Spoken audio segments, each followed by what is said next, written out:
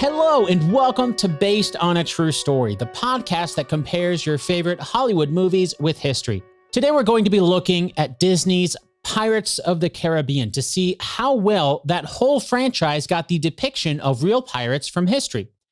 Now, there are 5 different Pirates movies, and they kick off with The Curse of the Black Pearl. That was released in 2003, and it set the tone of the entire franchise as it tells the tale of Captain Jack Sparrow trying to reclaim his ship, the Black Pearl, from his former first mate, Hector Barbossa. Along the way, Sparrow enlists the help of Will Turner and his love interest in the film, Elizabeth Swann, to release the pirates from the curse of some Aztec gold that they stole. Then, in 2006, the second movie came out, Dead Man's Chest. In that movie, Lord Cutler Beckett of the East India Trading Company becomes the main bad guy along with the pirate-turned-sea creature Davy Jones. Jack Sparrow must steal the chest with Davy Jones' heart inside to escape the fate of having to serve 100 years on Jones's ship, a deal that he apparently made before the timeline of the movie. The third Pirates movie in the franchise that ends the initial trilogy was released in 2007, and that is At World's End. In this movie, we see many characters return, Captain Jack Sparrow, Will Turner, and Elizabeth Swann, of course, but there's also Davy Jones, Hector Barbossa, Lord Cutler Beckett, and a range of familiar pirates and characters returning. 4 years later, the Pirates franchise returned with the first of the standalone sequels with 2011's On Stranger Tides. Since this isn't really part of the initial trilogy, it doesn't include all of the same characters. Instead, this movie focuses mostly on Captain Jack Sparrow as he searches for the Fountain of Youth. Although along the way, he comes across a new pirate with a familiar name, Blackbeard. In 2017, another standalone sequel was released called Dead Man Tell No Tales. In that movie, Captain Jack Sparrow is trying to get out of another curse. This time, he's looking for the Trident of Poseidon to defeat an old enemy, Captain Armando Salazar, who is trying to kill Sparrow. So that's a very brief overview of all 5 Pirates movies that we will be chatting about today. Oh, and I should probably mention, those are all of the pirate movies as of this recording. There have been plenty of rumors about more movies being made, but there's also been some doubt, as Johnny Depp has mentioned, he's not really interested in reprising his Captain Jack Sparrow character. I guess we'll see what the future holds for the franchise.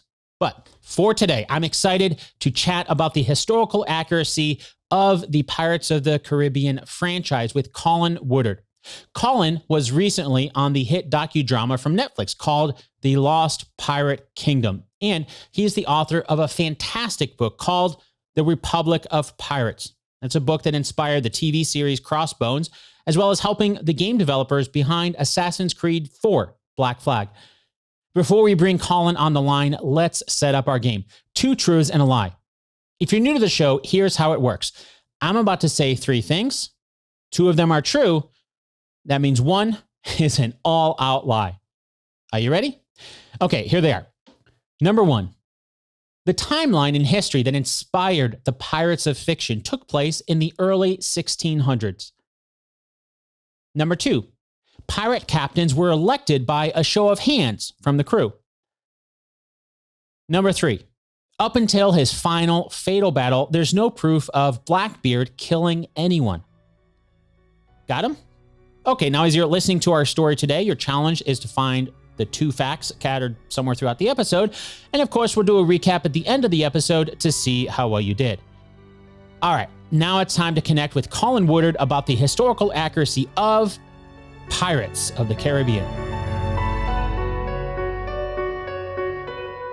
The first movie in the franchise is The Curse of the Black Pearl, and it sets up one of the primary locations where a lot of the stories really throughout the entire franchise take place, Port Royal. Was Port Royal a real place? Port Royal was an important and rather bawdy port in Jamaica. It was for a long time Jamaica's primary port, and therefore in the whole English and later British, Americas, that was the primary hub for their Caribbean operations. The Empire at Jamaica, that was sort of the headquarters of the British fleet, protecting their possessions in the West Indies and the largest presence for the English and British there. However, where Disney has kind of taken a flight of fancy or taking advantage of flexible narratives in television. Port Royal had been largely destroyed by the time the pirate outbreak came out. There was it was located on a peninsula jutting out into a harbor behind what was Kingston, which became the real port for Jamaica. And there was a terrible earthquake that essentially caused the sandy structure of the peninsula to collapse along with like half the town, drowning many people. And pretty much Port Royal never recovered from that. And that would have occurred when the pirates who make up the real golden age pirate boom, from which all of our mythology and pop cultural references to pirates of the Caribbean comes from, they would have been children at that time when Port Royal was destroyed. But it was sort of a legendary place, not exactly of pirates, but of the buccaneer generation who preceded them, who weren't in general pirates in the sense that they were outlaws from the perspective of their own governments. So the real piracy outbreak took place somewhere else, not in Port Royal.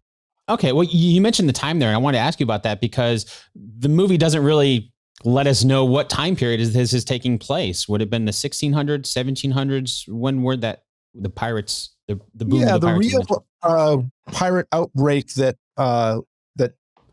inspired all the pirates of fiction and eventually the Pirates of the Caribbean movies took place between 1714 and 1719 in the Caribbean. And then many of the pirates who survived moved on into Africa and especially the Indian Ocean for sort of an epilogue time period. But the Great Pirate Outbreak was sort of the early part of the 1700s and was hubbed not at Port Royal, but around Nassau in the Bahamas, which was their pirate's nest. And there was sort of a key book after most of the pirates had been captured, but some of them were still alive, that was published in 1724 called The General History of the Pirates, spelled with a Y. And it was that book written by an author using a pseudonym who was not Daniel Defoe, but rather somebody else, was the book that it became a bestseller at the time in 1724 on both sides of the Atlantic. And it set up all of the received myth and stories about the pirates, which become the grist for all of our pirate legends and pirate pop culture. That was the book that Robert Louis Stevenson would later find when he wrote Treasure Island and Kidnapped, and thus it ended up inspiring in a secondary sense the early Disney films, the black and whites, of Blackbeard and others, and then eventually the more recent Pirates of the Caribbean series with Johnny Depp. So it really just kind of started trailing off even further and further from that book, kind of just everybody kind of writing their own fiction and trailing off further and further. I mean, that book was funny because it's a combination. Some passages are exactly correct and quoted almost verbatim from what at the time would have been sort of secret or privileged government documents the author was given access to. And other parts we can prove are complete flights of fantasy made up to be exciting and give good stories. And there's other parts where we can't prove it one way or another because the source documents would be missing, but you can make pretty good guesses after you kind of follow the pattern for a while. But that book, so that was 1724, right? And that's kind of gives you a bookend because the moment where the mythology really kicks off is in 1724 after that big pirate outbreak. And the pirates that are traced in that book start legitimately enough with the sort of, the avatar, the precursor and inspirational figure for that generation of pirates, a man named Henry Avery, who committed was the subject of a global manhunt in 1696 for depredations in the Indian Ocean and led him to come to Nassau to sell his ill-gotten gains. But that's the time period. Really, 1696 is the inspirational figure, and then 1714 to 1719, 1720-ish, and 21 outside the Caribbean was kind of the core of the era that the Pirates of the Caribbean movies are trying to replicate. They, of course, are very fuzzy about exactly when it takes place, but the technology of the time and most of the references and what they're talking about are events that would have taken place then. Okay. Well, going back to that first movie, at the very beginning of it, the character of Elizabeth Swann invokes parlay. She says, and I'll quote from the movie, "According to the code of the brethren set down by the pirates Morgan and Bartholomew, you have to take me to your captain." And there's a few things to unpack there. Was parlay a real thing? Was there a pirate code? And were Morgan and Bartholomew real people? I mean, a concept of parlay, generally speaking, existed in sort of the way warfare was conducted in that era. this was still informal warfare. It was still that sort of gentlemanly time where you'd all wear proper uniforms, assemble in a field and march at each other to be shot sort of thing. And people would come, sit on the hillside and watch the battle for entertainment. But, in that era, you could wave a white handkerchief or flag and, march out with your flags and have a parley, have a discussion between the commanders or emissaries of the two forces to discuss usually terms of surrender or something or other. So the general concept of a flag of truce and to parley, to talk and discuss, existed. But I've seen no evidence that the pirates themselves practiced parley. I've never heard any references of that happening, nor that there was any specific pilot parleying in their specific ethical culture and codes of behavior. The pirates did have ships, contracts, ships codes of that everyone would agree to. They're sort of articles of agreement becoming pirates. The most famous one to survive was captured when the pirate Bartholomew Roberts was captured a bit later in the African theater. But it gives us an example of a full set of articles. It doesn't mention parley particularly.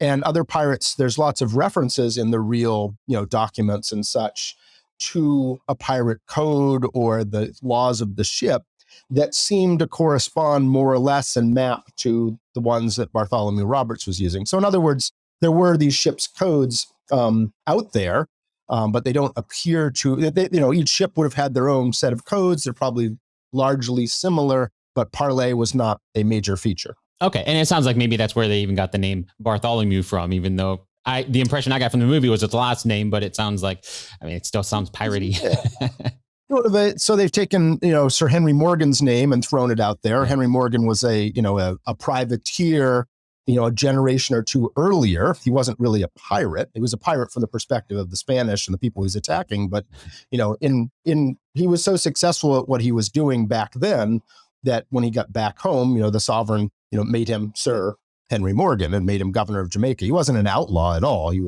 did terrible things, but he was not a pirate. And then, yes, Bartholomew Roberts appears to be where they borrowed the name Bartholomew, a pirate who probably was in the Caribbean theater as an ordinary pirate and sailor.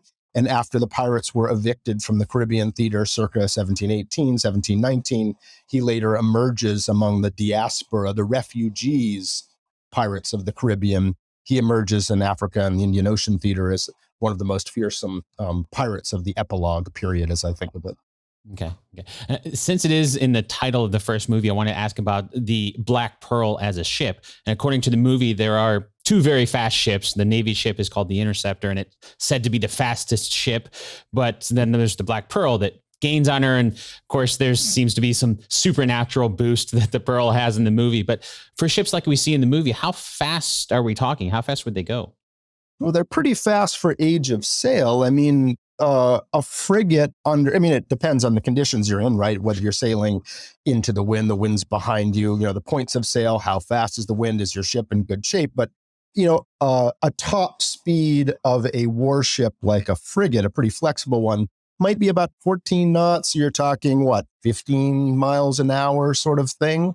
And a huge ship like a ship of the line, with multiple decks of cannon that weren't exactly designed to be flexible. They were designed for those gentlemanly battles, right, where you'd line up your ships and sail by and shoot at each other, sort of floating fortresses. They might make 12 knots in exactly the right conditions. Your typical merchant vessels, you're talking 8 or 9 knots or, 10 miles an hour sort of thing. Sounds pretty slow, when you think about it in terms of, vessels with outboard motors, but that's a pretty good clip for a large ship in that era. But yeah, you're not moving at the speed of the 21st century for sure. Not at speedboats. Yeah. In the second movie, Dead Man's Chest, one of the major plot points kind of centers around the East India Trading Company. Was that a real company?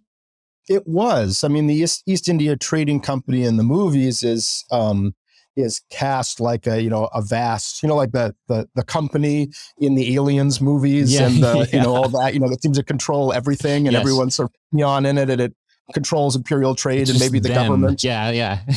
That's pretty much what the East India Company was, both the English and later British East India Company and its Dutch rival, the Dutch East India Company. were these vast global trading companies that acted like empires unto themselves. At its height, the British East India Company had an army of like 200,000 people of its own, Wow. which was like twice the size of Britain's actual army. And they, in effect, would rise to become, they controlled their own empire, including large swaths of India, were actually owned by the company rather than anybody else. And they were trading all over the world with fantastical profits and, of course, had enormous political power back in England. So in that sense, they're describing the East India Company correctly as being your sort of nemesis in the film, except for the fact that it's the East India Company and its charter granted it a monopoly of trade with the Indian Ocean Theater, the East Indies and India. So they actually weren't allowed during the era of piracy to be trading in the Americas at all. In the West Indies would be what the Caribbean would have been called then. They would be prohibited from it. So they had no involvement and no influence directly over American affairs until the 1770s, like the period of the American Revolution, when they were granted a dispensation to trade tea. One of the big things you were going to India for was to collect tea, which was all the rage in England. And they were allowed finally to trade with the American colonies, to trade tea specifically, but they actually had to stop in England first, even to do that. So that's why we think of the East India Company when we think of the Boston Tea Party, because in fact, those were East India Company vessels that they were tossing the tea off. But you go back 60 years earlier to the era of the pirates, and East India Company vessels wouldn't have been there at all. Although I understand why Disney, looking around for a giant corporate Borg nemesis, might pick that name. There wasn't an equivalent, Borg like that operating in the Americas. The biggest, the Royal Africa Company, which was trading slaves in the triangle trade, taking enslaved people, taking trade goods and manufactures in England, doing the first leg of their triangle trade to Africa to trade at the slave forts to get their human cargoes. And then in this horrible middle passage, the second leg, go to the Caribbean and the West Indies to sell their cargo at slave markets, and then loaded with treasure and goodies from that, the proceeds of that would sail back to England. That was the triangle trade. But even then, the Royal Africa Company, well, it was making incredible amounts of money. It wasn't like they owned the West Indies colonies. They didn't have any direct political influence, although they were important, economic factor in the slave societies of the English West Indies and what would become the American South, the Carolinas and Georgia and Virginia. So, but Jamaica, Barbados, the Leeward Islands colony, and all those were very much tangled up in the trade with the Royal Africa Company. Okay. Well, I mean, it makes sense though. I mean, the impression that I get from the movie with the East India Trading Company, and of course, they're kind of the representative is Lord Cutler Beckett. He's just kind of the evil villain, right? And I get the impression that there's a lot of corruption, and it sounds like if there's a company that was that huge and had that much political power and military power, it sounds like too, that there must have been some corruption going on as well. You just assume that that's going to be a thing. Would that be correct? Oh, yes. I mean, the East India Company, the people involved were, could be very corrupt and self-serving. So were the governors at the time period throughout the Americas. It was when Henry Avery, this pirate from the 1690s, whose exploits would inspire the Great Caribbean pirate outbreak of the early 1700s, he basically was wanted all over the world because he'd messed with the East India Company. He'd gone into the Indian. He and his crew had mutinied for good reason on their English vessel, seized control of it, and sailed into the Indian Ocean and decided to try to raid the most important figure in India, the Grand Mogul of India's treasure ship, as it was returning from Mecca from the pilgrimage, loaded with treasure and, family members of the Mogul and his wives. And, they raped and pillaged and stole the ship and, killed lots of people. And this was terrible. The Grand Mogul of India was furious. The East India Company, a lot of their people were arrested. There were threats they would put them to death or kick the East India Company out of India at the time. So it was a huge disaster. So it was an all points bulletin to catch this guy. It was like the first time that the East India Company and the Royal Navy and everybody were all trying to chase the same guy. So where does he go? He goes around the world, sneaks away.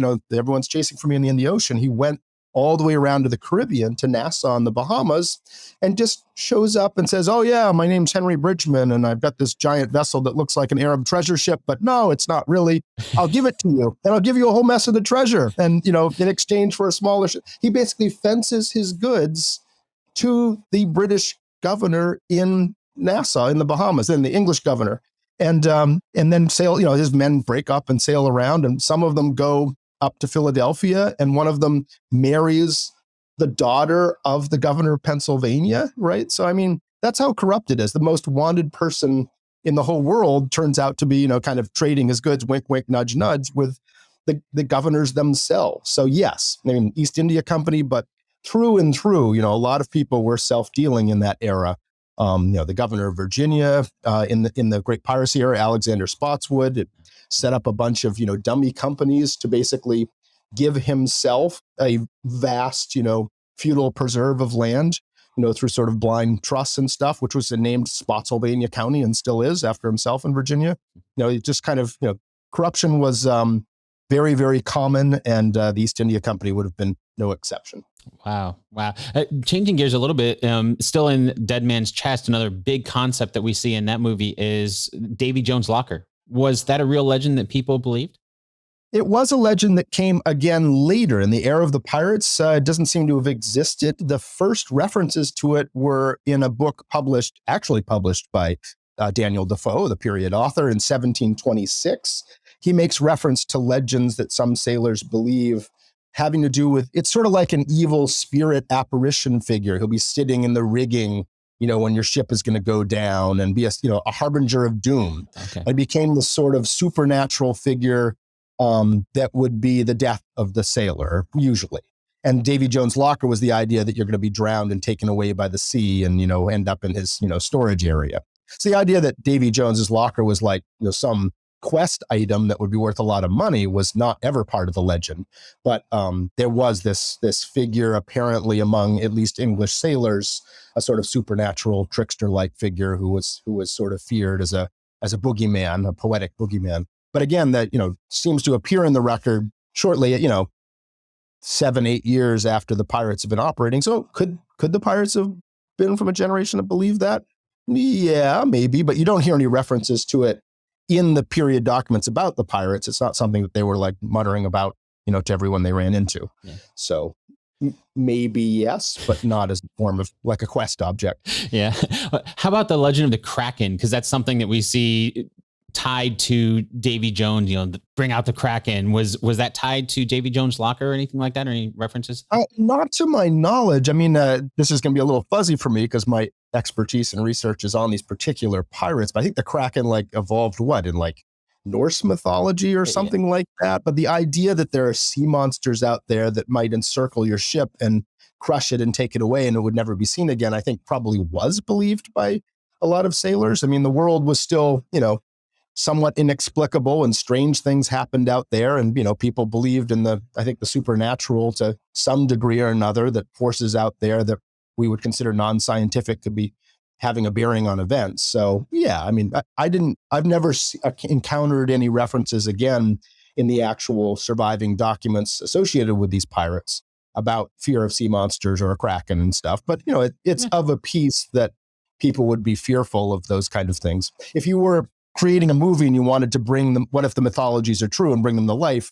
Sure, bring on a Kraken or sea serpents or whatever. They would be definitely part of the pantheon of things that, sailors who were drunk all the time, being given large quantities of rum every day as their ration because they couldn't drink the water. Yeah, they probably saw all kinds of stuff, mermaids and who knows what, right? Yeah. We talked about Port Royal earlier, and another concept that we see in Dead Man's Chest, and again, kind of throughout the entire franchise, is from the other side, the town, the pirate town of Tortuga. Was that a real place? I mean, Tortuga is a real place and, an island location, but wasn't a location for a pirate town. Mm-hmm. I think we just kind of borrowed that name as sounding, appropriate to the region, and fair enough. But there were, in fact, real pirate towns, the most famous one being, as I mentioned, the one in Nassau. I mean, essentially, the real piracy outbreak that they're modeling their story after took place right after a colonial war, one of these many wars where England fought France and Spain and so on. It was called the War of Spanish Succession, ended in 1714. And when it ended, a lot of people were thrown out of work.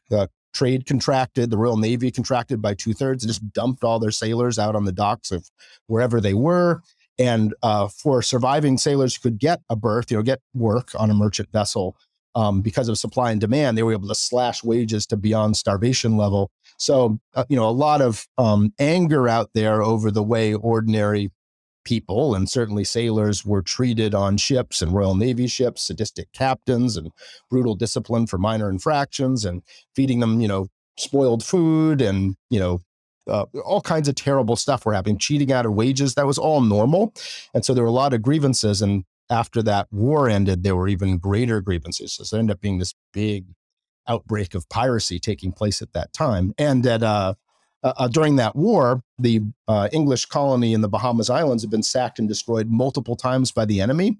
And the key thing is these pirates, who kind of ended up gathering either by mutinying on their vessels or wanting to go into piracy, moved in first before the empire did. They're the ones who came to Nassau and shored up the fort and set up a battery in the harbor, and basically created a base from which they couldn't be evicted, an actual sort of pirate republic, if you will. So yeah, there was this pirate town called in Nassau in the Bahamas during that key period. And there was in the Indian Ocean in Madagascar, had been for a long time a sort of pirate beachcomber, various people hiding out from the law would go to Madagascar, which hadn't been colonized by Europeans, and where the Malagasy people were in rival tribes who kind of fought each other on the island. And you could come ashore and trade with them and form alliances with one tribe against the other. And so there was this whole castaway community of pirates and others living there for decades as well. And that was another famous pirate town. So yes, there were pirate towns. None of them were Tortuga, but that's a possibility that they're drawing inspired by history. Yeah. One of the songs it's a song that opens the third movie, and again we hear throughout it's the yo ho ho, pirate's life for me. So I just have to ask: did pirates sing? Was that a classic song that pirates sang, or any reference to that? Well, I mean, that particular song was created, I think, in the 1960s for one of the Disney films. So not actual pirates. What's his name? George Bruns or something like that is the guy who composed all those classic, Snow White and the Seven Dwarfs soundtrack, Cinderella, and he scored and created that particular song. So that one wasn't one that the pirates sang. However, sailors sang all the time, all kinds of sea shanties, and songs to have the rhythm. In this time period, these were, sailing vessels were like the one giant piece of industrial machinery out there in the pre-industrial age. You had to have large numbers of people coordinate their actions to make what was the most complicated machine out there work, and have to work thousands of miles from home and not have a mishap. So to coordinate, they would often be singing songs to keep their pace and keep the rhythm and keep going to pull this and have everybody pulling at the same time. And they're also, it's incredibly boring. There's no TV or internet, and, what else do you do? So they had musical instruments and all that. There was a incredibly well-developed singing and music of the sea. And, who were the pirates? 99% of them were sailors who went into piracy. So all the traditions of the sailing world at the time were also the pirates' traditions. And that goes for peg legs and, having patches over your eye and parrots on your shoulder. That's all true of merchant sailors at the time. Incredibly dangerous place. Cargo's rolling around. It's all in barrels. You fall, you get in combat and injured, and, you lost eyes and limbs and hands all the time. Thus, peg legs and eye patches and hooks for hands. And exotic animals were like an incredibly cool thing for that long trip home, and to show off when you got home. You might have a colorful parrot. You could teach them to talk, right? Birds that can talk. It's like the magic of the Kraken or whatever. And you can bring it home on your shoulder. The magic is real, right? So yeah, and also, entertain yourself as well. So yeah, a lot of those things were true of pirates because they were true of sailors in general, including the songs. I'm sure the ration of rum also helped with a lot of those injuries and the songs. All of that. I mean, yeah, the amount of, I can't remember, what the ration was for Royal Navy sailors, but it's absolutely shocking just how much they were drinking because they couldn't trust the water supply. So they're dehydrated. They're out there in, wool clothes with no sunblock on. And, yeah, it's amazing that they were able to stand up at all. Wow. A key concept that we see in At World's End is the Brethren Court. And that's where in the movie we see the pirate lords. They're pirates from all around the world. They come and they vote a pirate king. The impression that I got from the movie that pirates were kind of a form of organized crime, kind of like, different mafia families. Were they really that organized? They weren't that organized. I mean, the movie is taking something that vaguely has parallels in reality and amping it way up out of control. So the main reason that it couldn't get that developed is none of the pirates survived very long. It wasn't like, a pirate would have a 40-year career and then pass down his legacy to the next pirate. Most pirates, died within a year or two of going into piracy. It was an incredibly dangerous occupation. The reason that this particular golden age gang of pirates, as I described them, that operated out of the Bahamas, it was Blackbeard, Stede Bonnet, Sam Bellamy, the women pirates, Mary Read and Anne Bonny, Calico Jack Rackham. All of these pirates were part of one gang in the Bahamas. And the reason they're so famous is, unlike most pirates, they got a base for themselves. They had a pirate republic that they could resupply, and they could repair their ships. They could have R&R. They could set up trading relationships to fence their goods with corrupt merchants who would bring them the gunpowder and the rum and everything they needed. Without that infrastructure, which most pirates through history didn't have, they'd be picked off. A storm will destroy their ship, or someone will pick them off, or a stray cannonball will destroy their mainmast and they can't repair it because they can't go into a shipyard. I mean, almost none of them survived very long, which meant you couldn't have these mafia families really form. But what's true about it is they were sort of organized around charismatic figures in an underworld sort of way. So, the pirates, what made this particular gang of pirates unusual, and I think made them into anti-heroes, is they elected their captains by a show of hands. They could depose a captain anytime outside of combat by a show of hands, a popular vote. They had all kinds of restrictions on the captain. They shared their loot equally, regardless of your rank. And, in doing all that, that meant that the person who's selected and becomes a pirate captain is generally a charismatic figure, popular with the crew, who they trust, right? And so they can get rid of them, but it also means that these particular pirates have the man and the crew and the company behind them. And when they would gather at Nassau, at their pirate base, they were different factions, right? People were loyal to a particular captain or commodore, and there were multiple commodores and captains ashore, and they had to work out among themselves, how this place would be governed, because you did need to defend the island and organize things and stuff. And somehow they did it, sort of order out of anarchy. I don't know if any of your listeners have, remember that series Deadwood, right? That takes place out there in the Dakota territories. Same thing, right? It's an outlaw community that shouldn't be there. It has no government, but the brothel owner and the brutal, Chinese, pig farmer who disposes of the bodies, and all these other factions are there, and they create an order out of anarchy, even though nobody's in charge. Same thing with this pirate face.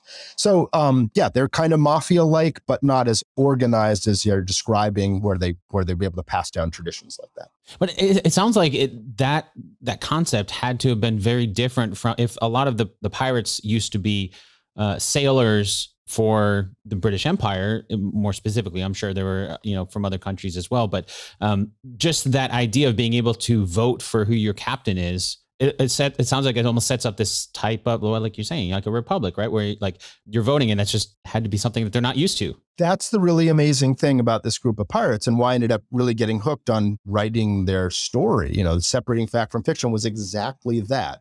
Right. In an era, we're talking, 60 years before the American Revolution and, 75 before the French Revolution, you're getting a view into what ordinary people thought of how things were going in the world. And the answer was they didn't like it at all. They knew that the ship owners and the ship captains and the judges and the governors were all in cahoots and were exploiting everybody. This is the time when the class system was being created. This is the early modern period when the old obligations of the feudal period, the medieval days, where, yes, you're a serf and I'm your lord, but, I owe the serf certain things and protection, and they get to tend the land and they have to give me this and that. That was all breaking down. Like, the serfs are being kicked off the land, and they were being made, the land was being made into giant commercial sheep farms to enrich the lord. And there was suddenly all these peasants with nowhere to go who were the surplus population. I mean, it was the consolidation of a much more brutal system. And these pirates were experiencing that both at home before they went into piracy and on the ships. And they finally end up rising up. And what do? Yeah, this roughshod, crude, leveling, democratic impulse. where they will elect their captains and depose them. Not only that, they had these primitive disability benefits, right? But they would take the treasure and on a privateering vessel, right? Privateers were people who were allowed to be mercenaries by their government in time of war to go raid enemy shipping, kind of like, maritime mercenaries. And they would be private stock companies would be set up and they would send out on privateering missions to go attack the French or whoever it was. And they'd bring back their prizes and the investors would get half of the shares who had raised the money. And the captain would get 14 shares and each crewman would get one. On a pirate vessel, there's no investors. They get all of the money and everyone would get a share, except the captain might get a share and a half, just as kind of a bonus, but that's it. But before they divide up the treasure, they would hand out, there's like Bartholomew Roberts, I believe it's his articles that spell it out, you get £2 off the top for anyone who's lost an eye and £3 for someone who's lost a leg before we divvy up the treasure. This is at a time where none of that existed anywhere in the English world. There weren't social benefits and there weren't this kind of democracy. So yeah, this is a key point, which I think is part of the reason that despite the fact these pirates were condemned by the authorities as the villains of all nations and enemies of the empire and had to be hunted down, most people at that time appear to have been on the pirate side, had to have believed the pirate stories that they were in fact Robin Hood's men settling the scores for ordinary people against their, exploitative masters. And so that's why the fact of that is why they exist as anti-heroes. These people who should regard as criminals had a case to be made that was believed at the time that they were really the anti-heroes whose side you ought to be on, which is kind of their reputation in pop culture now. Well, I have to ask then, was there something that kind of inspired them to come up with those concepts that seem to be so foreign for pretty much the entire time there?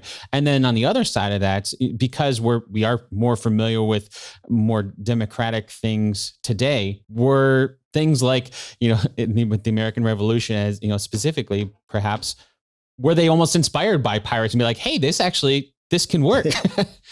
Right.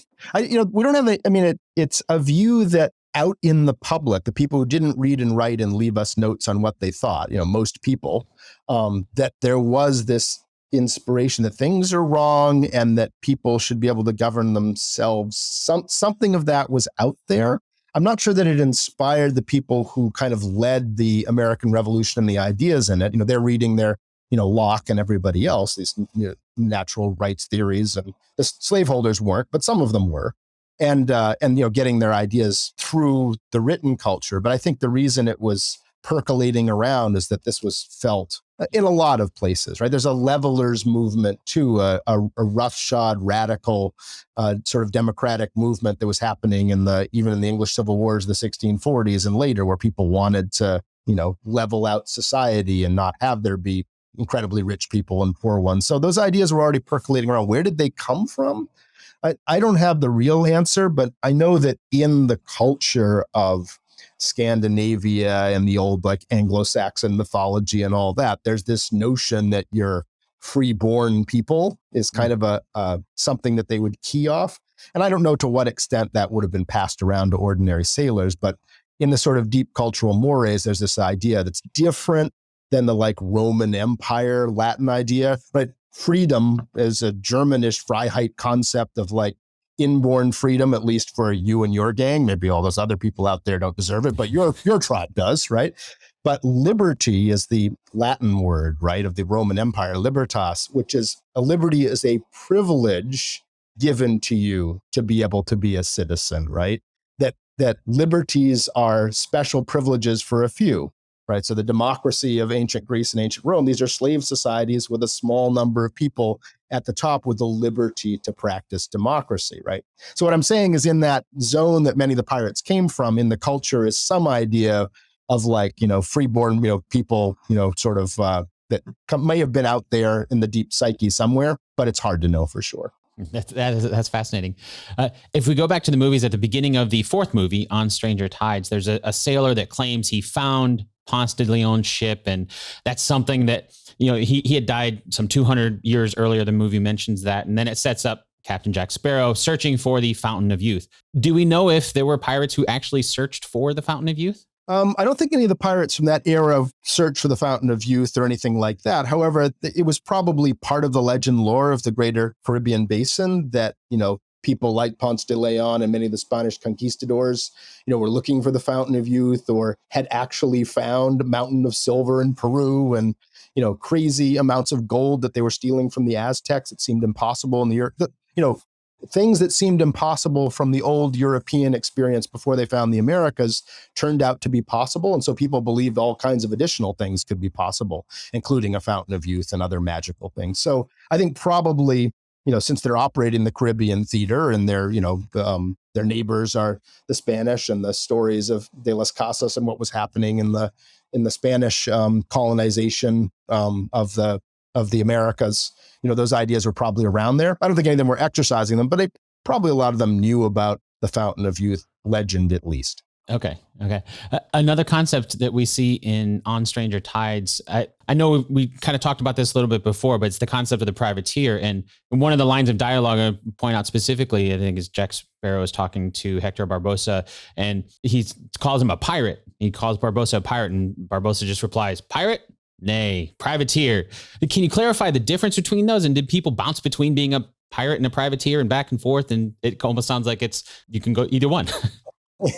Yeah. So a privateer is somebody who, as I mentioned before, who'd been given permission by their government in time of war to attack enemy shipping. So you have these vast oceans. The government only has a few Royal Navy vessels. And how are you ever going to stop the enemy, attack them, defend your colonies, and raid their shipping all at once? Absolutely impossible. So what do? You go to the private sector, and they would make them a deal. Hey, you have permission to go attack any French ships you want, or Spanish ships, whoever you're at war with, and you can keep a lot of the treasure, and you bring me, the sovereign part of it, and as a tax, and everybody wins. And it was very lucrative. So tons of people would get involved in privateering, and you'd hire capable people to be your privateering captain and privateering crews. They're all in it for the money.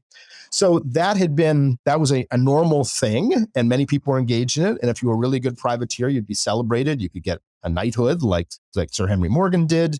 Captain Kidd was a privateer initially before he upset and insulted rich and powerful people in the East India Company and got himself declared a pirate.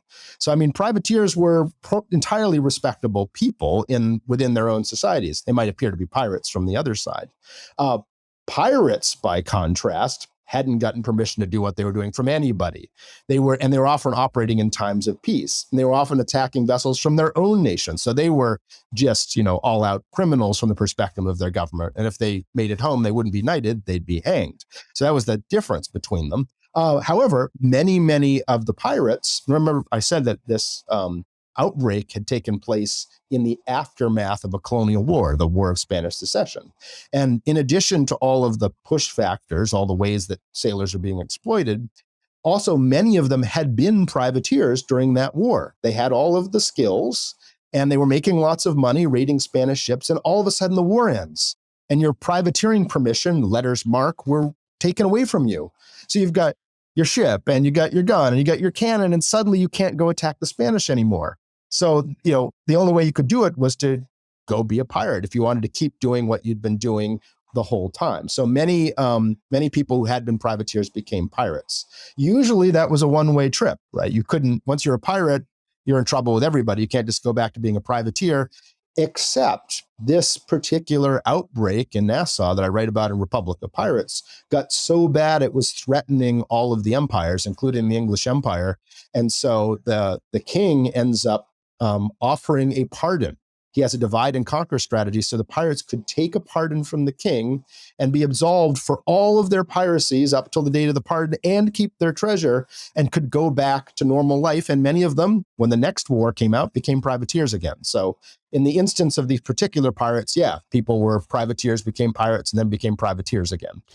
Wow. It sounds like I'm basically doing the exact same thing. It's just a matter of what they're called and whether or not the law is after them. Exactly. And whether or not you're attacking your own country's vessels. Those are pretty much the only differences. Would then the East India Trading Company, then that you mentioned them having almost their, 200,000, you said, soldiers. Would their navy, would their ships be considered privateers? Would they be along that lines, or because they're employed by the East India Company, would they be something different? They're armed merchantmen. So Okay. they're merchant vessels with exclusive monopoly to their part of the world, the India and all that. And they're armed to defend themselves against pirates or the enemy or anybody trying to mess with them. So they'd have these heavily armed vessels, but they weren't combat vessels per se. So they wouldn't be involved in they're defensive, and because the real value of them is the goods they're transporting back to London. Their value to the empire, their value to the sovereign and everybody else is that those goods get to and fro. And so you arm the ship to defend themselves. Okay, as opposed to the privateers, which are more seeking out Spanish or the enemy. Both pirates and privateers of various nations might be trying to attack the East India ships, but their job was to repel both categories of vessels. Okay. One of the pirates that we meet for the first time in the movie On Stranger Tides is Blackbeard, and he is the captain of a ship called Queen Anne's Revenge. I think everybody knows that Blackbeard was a real pirate, but how well did the series do depicting him? Well, I mean, Blackbeard was a real pirate, and Queen Anne's Revenge was his ultimate, his greatest flagship that he had for a time, and scared everybody and charged around with this large frigate-sized vessel that had been a slave ship. A lot of the pirates, wanted to attack slave ships because they made great pirate ships. They were fast. You could heavily arm them. They could carry a lot of cargo, perishable cargo, and that people died, and they treated them terribly. But they had to move pretty quickly. And those are all characteristics that worked well as pirate ships. And the Queen Anne's Revenge had been a French pirate ship. So that much was true. Their depiction of Blackbeard beyond that is not really anchored much to reality. I mean, the parallels are that the reason that Blackbeard became so famous is he intentionally cultivated a terrifying appearance and reputation. He would light, fuses in his beard, so smoke would be flying off them, and make him look like sort of like a devil-like figure standing on the deck as he's approaching your ship and demanding you surrender. And he carried, he and his men would have, grenades and cutlasses and be wearing, like a Mad Max movie, all of the clothes of the rich passengers that they'd, previously captured. And, they just looked as scary as you might possibly imagine. That was the whole point, because Blackbeard wanted the ships to surrender without firing a shot. No risk to yourself, no risk that a cannonball accidentally takes out your mainmast or damages your ship. But more importantly, what did they want? They wanted the other ship, its cargo, and the source of most voluntary pirate recruits were the downtrodden sailors on the vessels they captured. Typically a quarter or a third of the sailors on any vessel they would capture would voluntarily want to join the pirates, right? You're being exploited, fed, not being paid your wages, fed weevilly bread, and, life's pretty miserable. And these pirates capture your ship and they're all breaking out in Madeira and seem to be having a good old time. A lot of them would say, take me with you, right? So you don't want to hurt any of the crew either. So Blackbeard had a really, really smart strategy. And it paid off. I mean, he was thought of as the most terrifying of all pirates for all these reasons. And everyone was surrendering without firing a shot. But if you read all of the documents of all the ships and stuff that Blackbeard captured, all the documents, by the way, almost all the testimony is from his victims, right? They're not sympathetic to him. And yet there's not a single instance anywhere there of him killing or harming anybody prior to his final fatal battle with the Royal Navy in 1718. So it worked. So in that sense, yeah, he was everyone was scared of him, and that was exactly the plan. He was a very shrewd operator. It sounds like that too, because that fear might also help with almost his own political side. If everything on his own ship is democratic and he has to stay captain, he has to keep people happy, not only with the success, but also just his own image. Keep everyone inspired, maintain yourself as a charismatic leader. Absolutely. All of those things. And he was very good at all of them. Wow.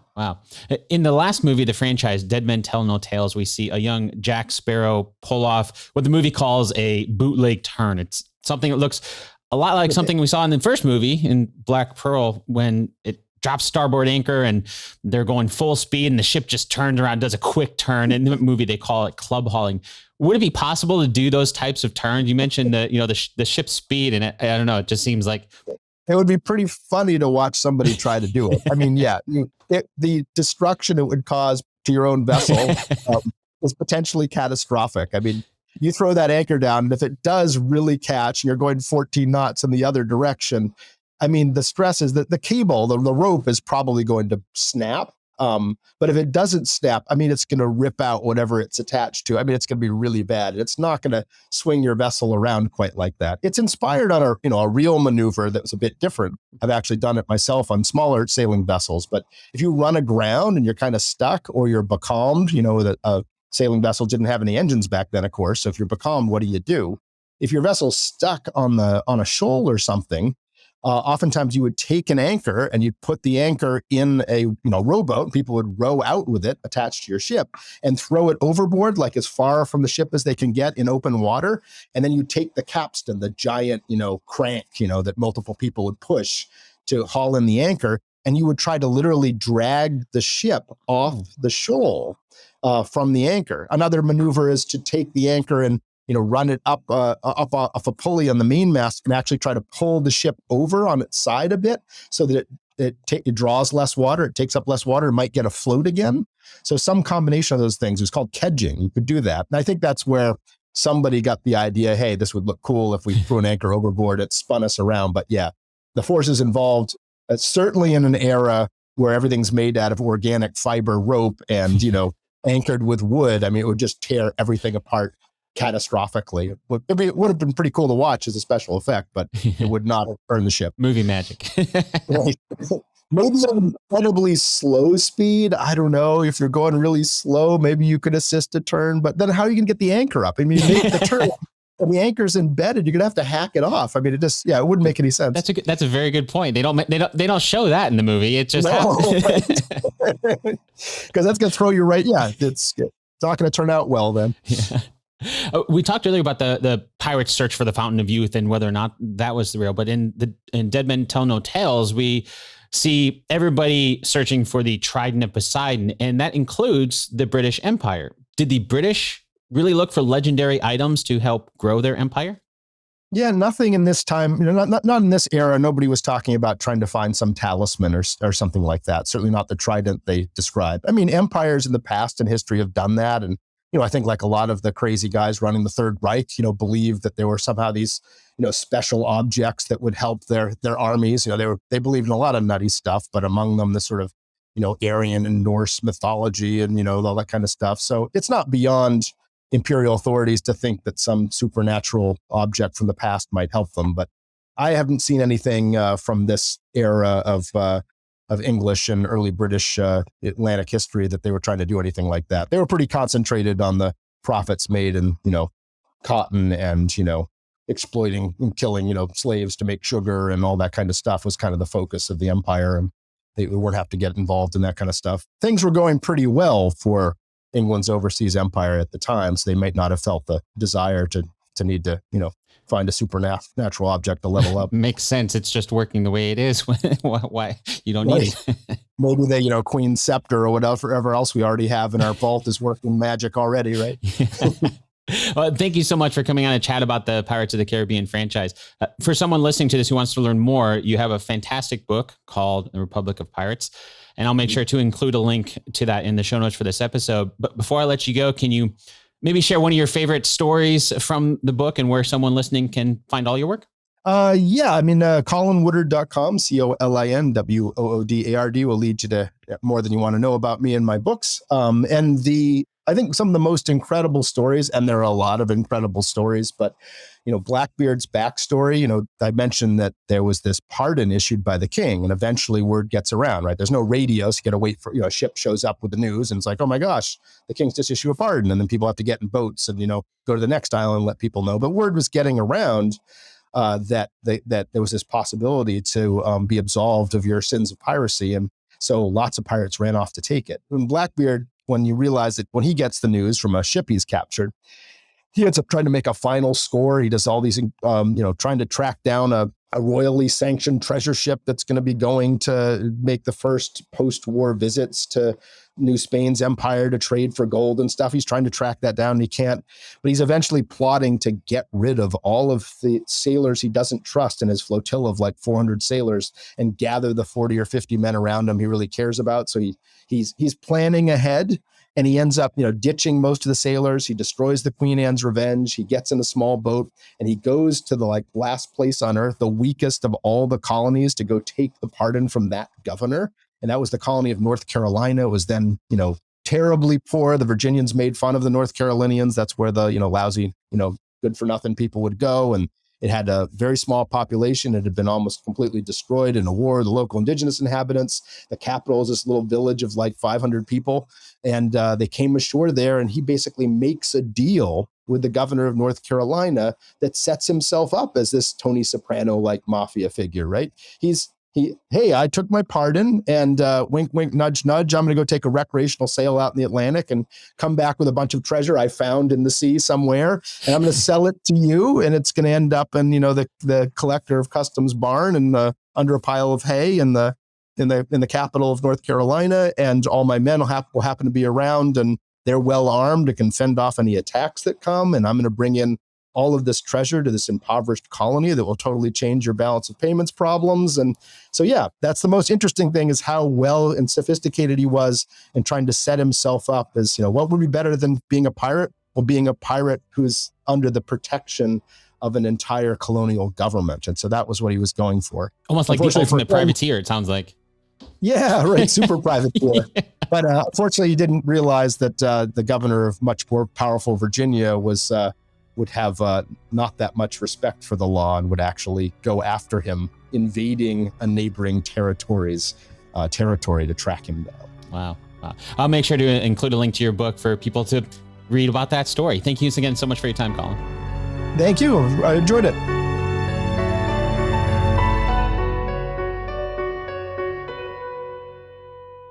This episode of Based on a True Story was produced by me, Dan Lefebvre. I'd like to thank Colin Woodard once again for sharing his knowledge about the true story behind the Pirates of the Caribbean movies. If you want to learn more about the real pirates, definitely go pick up Colin's amazing book. The full title of it is The Republic of Pirates, being the true and surprising story of the Caribbean pirates and the man who brought them down. As always, I've got links to Colin's book and all his work in the show notes for this episode. If you're driving or not able to get there now, all those links are also on the show's home on the web, basedonatruestorypodcast.com. Okay, now it's time for the answer to our 2 truths and a lie game from the beginning of the episode. And as a quick refresher, here are the 2 truths and 1 lie. Number 1, the timeline in history that inspired the Pirates of Fiction took place in the early 1600s. Number 2, pirate captains were elected by a show of hands from the crew. Number 3, up until his final fatal battle, there's no proof of Blackbeard killing anyone. Did you catch which one is a lie? Let's go out of order, and we'll start in the middle with number 2. Pirate captains were elected by a show of hands from the crew. That is true. We learned that one of the draws for sailors to be pirates was the democratic process of voting for the captain. That meant to be a captain, you had to be pretty charismatic, something that's very different than many sailors were used to in the Navy, where they certainly did not vote for their captains. Next, we'll look at number 3. Up until his final fatal battle, there's no proof of Blackbeard killing anyone. That is also true. Even though Blackbeard had a terrifying persona that built his legacy to be something that we're still familiar with today, that persona was so successful that, as Colin explained, there's not a single incident of Blackbeard killing or harming anyone up until his final fatal battle with the Royal Navy in 1718. Last but not least, number 1 is the lie. The timeline in history that inspired the Pirates of Fiction took place in the early 1600s. As Colin told us, the real timeline was the early 1700s, more specifically between 1714 and 1719. If this podcast was entertaining, if you find value in what you're listening to, if you like what I do and you'd like to give back, you can do that over at basedonatruestorypodcast.com/support.